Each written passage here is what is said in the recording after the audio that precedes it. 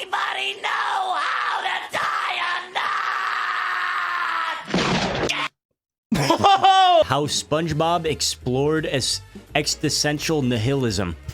So, what nihilism is, okay? It's basically, it's not the art, but it's the belief that nothing matters in this world. I don't know what it is about SpongeBob that I can't stop talking about. At this point, we're on the fifth video, and I don't see it being the last. Because the more I talk about SpongeBob and the closer that I watch it, the more I realize how smart of a show it really is. Beneath each episode, there's a deeper meaning and theme that explores human behavior. Sometimes it isn't that deep, and sometimes it's exploring philosophical ideas in ways more creative than most of what is on TV. When I labeled Squidville as the darkest episode a few months back, a lot of people immediately argued that a different episode actually deserved that spot. The more morbid it is. SB129. And you know what? I agree. SB129 is one of the most memorable, one of the most Why is creative, everything one of the darkest, crow? and one of the most ambitious episodes to come out of the show. A quick recap. SB129 is about Squidward trying to get some alone time away from SpongeBob and Patrick and accidentally locking himself in a freezer for over 2,000 years, thus waking up in the future. He then uses the time travel machine in the future to go back to the past, breaks the lever trying to get back to the present, and then voila, he finds himself in the back rooms. Many cartoons and movies have explored time travel as a concept because of how many different conflicts you can draw out of it, but none that come to mind have explored what lies outside the linear timeline we move on.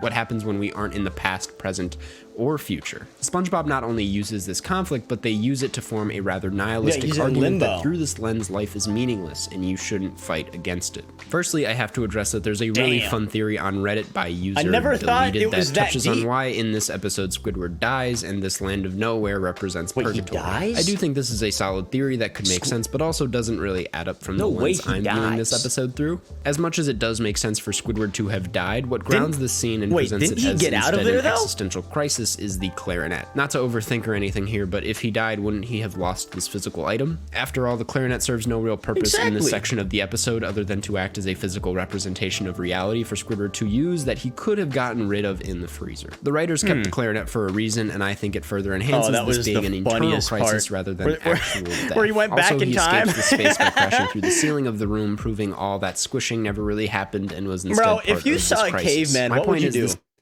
If you saw a caveman, what would you do? Like, what would you introduce him to? I feel like I'd probably take him to Vegas, show him around a bit, teach him how to gamble. You know, I wanna show him the true American dream. Every time I eat some good ass food, I always think to myself, how would I explain this food that I'm eating right now to someone from the 1600s or 1500s? And the more complex the food, the harder it is for me to explain. Like barbecue chicken pizza one time, I was thinking to myself, and I'm just like, damn, how would I explain barbecue chicken pizza to like someone from 1509, like a villager? Like how would you explain barbecue sauce? Like to them, it looks like flavored shit. Like a thought, not a concrete event. So what is the crisis he goes through? You can define it as an existential crisis, but more specifically, it revolves and references the eternal recurrence, an experiment that Friedrich Nietzsche presented as a thought in his book, The Gay Science. This entire episode really seems like a direct response or adaptation of Nietzsche's views on nihilism. He describes the eternal recurrence as the idea that all events in the world repeat themselves in the same sequence through an eternal series of cycles. And that is an idea that is directly referenced in this scene and episode, as we see Squidward literally endlessly running to nowhere, and as we see SpongeBob and Patrick consistently holding on to an activity like jellyfishing for more than 2. True, dude. If we're about to get philosophical here, okay, if we're about to get deep, there's probably another universe somewhere where an alternate you, every time a decision was made, they chose the opposite thing in that decision. This idea of cycling is something I'll definitely be expanding on. A key part of this scene, if not the most iconic part, is the alone chant. Now, Nietzsche coincidentally claims that this eternal recurrence happens at our loneliest loneliness. Justin Remhoff, a professor at Old Dominion University, conveniently has an entire article dedicated to expanding on this. At one point he writes, the experiment, the eternal recurrence, is introduced in our loneliest loneliness, because imagining our lives eternally reoccurring from that perspective should move us to overcome our loneliness after first cursing cursing the demon. The term loneliest loneliness is very important to keep in mind here because it's much stronger loneliest and more painful loneliness. than normal loneliness you feel when maybe you're alone in your studio apartment for the first time. Your loneliest loneliness, on the other hand, is something much more existential, love something that, Squidward bro. is I'd absolutely love to feeling move here. out. It makes total sense too, considering he in the moment doesn't belong to any specific period of time. White He's moving room through torture. an abstract, undefinable space, and nowhere is home. He has no buddy. Of course, this is him at his loneliest loneliness. As soon as the idea of being alone goes from being a relief to being a chill. fear, that's when the eternal recurrence kicks in for Squid. Oh, This then triggers the God. desire for self-transformation that Remhoff speaks of. Squidward professes that he misses SpongeBob, and that's when he snaps out of it and is placed back in reality. Now, if we zoom out for a second, that last little tidbit is where SpongeBob takes this argument a step further. Whereas Nietzsche speaks on the fear of loneliness, specifically the loneliest loneliness, SpongeBob is posing what happens when you actually crave loneliness and then feel the opposite. Which then poses the question, why do we change like that? Which is really just asking what the significance of community Oh, it and was so affection is.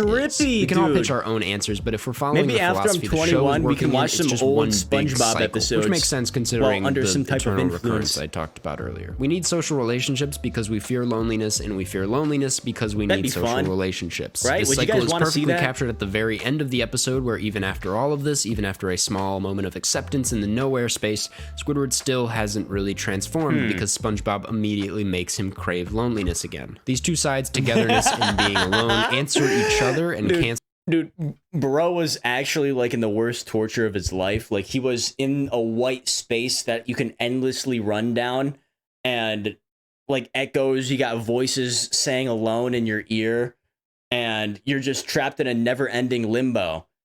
And then you say, I miss SpongeBob and Patrick. I miss him. I miss him. And then you finally get to see him, and not even 5 seconds later, you go to wanting to be alone again, which is wild.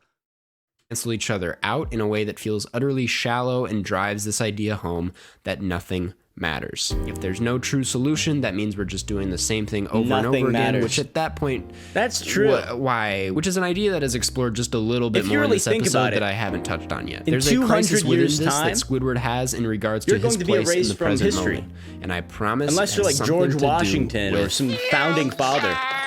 this clip, for as You're iconic going as to be it is, has erased. always been No a bit one's of a going mystery to to fans remember of you. the show. It's funny, but no one knows why it's there. Looking at it through this lens, I think it makes a lot of sense. Squidward, despite time traveling to the past and future, And so you realizes should he just cannot not escape worry his so true much about the presence. future, While the worry so location much may be about the future today. or past, he, just like all of us, is always living in the present. None of us can ever truly live in the future or past. Exactly. We can always look at photos and videos from our past and say time travel actually exists. We can go to the future or past, but that's never experienced, nor is it living through the present. Does this make any sense? The moment you absorbed what I just said is already the past. You've never even truly aware you're True. living in the present because your brain is already behind It's by really the time hard you've moved to live in the forward present, time. though. Which brings me to It's the really crunches. difficult. This little moment is Squidward trying to come back to the present, fully aware that he's technically in the future. I wish using I his could show body you to guys my recognize his recreation of that, but motions. my Crunches cam are just won't another go form that of low. pinching yourself, where you're doing something to make your body immediately react to convince yourself that yes, I am in reality right now. But him saying future painfully as though it's forcefully coming out of him suggests his mind wants to convince him otherwise. So with all that being said, he can wrap his brain around presently living in the past and in the future. It's why he has a better grasp on things in the past after he's used to it. But here, when he ends up nowhere, that's of course when the existential dread kicks Nowhere. in, because who knows where he is and when he's living. As terrifying Exactly. and aggressively fictional as this is, considering it's a children's cartoon, the fear of not knowing yourself is the most terrifying and truthful realization in the episode. Because Nietzsche argues you don't need fear to of experience not the knowing acidic time travel yourself. journey Squid undergoes to experience these same fears. He's saying that the Hmm. present moment does not take into consideration one's changes or fate or transformation, aspects that are essential to one's becoming. And if being is becoming, you can never truly understand yourself because you're always living in the present. If you're living in the present, which we all are, it's fundamentally impossible to understand yourself. Nietzsche's solution is to embrace this throwness and to not know thyself, a solution that Squidward coincidentally comes to in the end of this episode, really just kind of giving up and accepting reality. For as dark as it may seem for a show like SpongeBob to end on a note suggesting life is meaningless, I don't see it as not a happy ending. Nietzsche does originally claim that undergoing this eternal recurrence enables self-development, and as Remhoff elaborated, psychological context Yeah, is that's necessary to enable said development, the exact kind of context that's presented in the episode. Which is to say that this episode isn't necessarily a tragedy, but instead a turning point for Squidward, where instead of living in complete misery, he can now live in complete acceptance. So with all that being said, thanks for watching. Check out this episode and form your own opinion. Well, I mean, it's only for this one video.